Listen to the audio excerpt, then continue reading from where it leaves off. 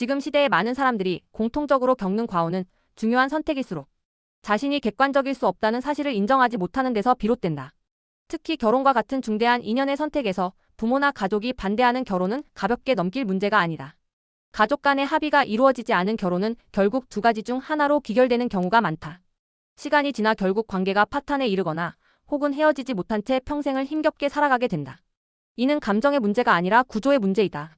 사람은 사랑이나 호감에 빠져 있을 때 판단력이 흐려질 수밖에 없다. 본인은 스스로 선택했다고 생각하지만 실제로는 자신의 결핍과 외로움, 부족함에 이끌려 상대를 붙잡는 경우가 많다.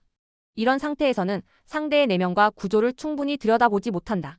반면 옆에서 지켜보는 사람은 그 관계에 감정적으로 얽혀있지 않기 때문에 보다 객관적으로 상황을 바라볼 수 있다. 부모이기 때문에 더 잘 본다는 뜻이 아니라 빠져있지 않기 때문에 정확하게 보이는 것이다. 이 원리는 부모뿐 아니라 친구나 주변 지인에게도 동일하게 적용된다.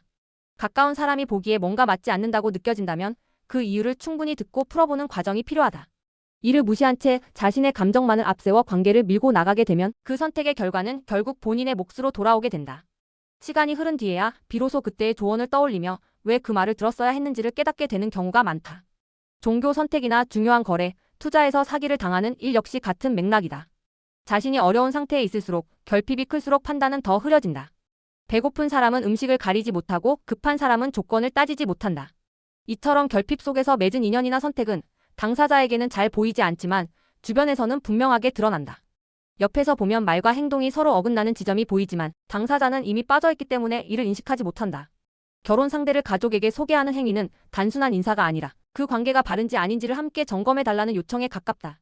스스로 보기에는 좋아 보일지라도 가족의 시선으로 다시 한번 구조를 점검받겠다는 의미가 담겨 있다. 그렇기 때문에 부모나 가족은 이 단계에서 가볍게 넘기지 말고 깊이 관여하여 판단을 도와야 한다. 겉모습이 아니라 삶의 방향, 태도, 관계의 균형까지 차분히 살펴보고 필요한 말은 정확하게 전달해야 한다. 설령 그 이후에 본인이 고집을 부려 선택을 강행하더라도 최소한 충분한 경고와 설명을 들은 상태라면 언젠가는 스스로 돌아볼 계기가 생긴다.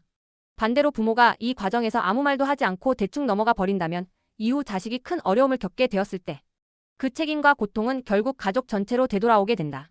중요한 선택 앞에서의 객관적 조언은 간섭이 아니라 보호이며 이는 관계를 지키기 위한 최소한의 역할이라 할 수 있다. 이제 흐름을 한번 모아보겠습니다. 이 5문장이 오늘 이야기의 중심입니다. 첫째, 결혼은 당사자가 고르지만 판단은 빠지지 않은 사람이 더 정확하다.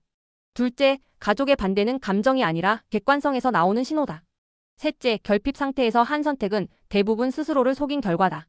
넷째, 인사를 시킨다는 것은 옳고 그름을 검증해 달라는 요청이다. 다섯째, 가족의 의견을 무시한 선택은 결국 선택한 사람이 감당하게 된다.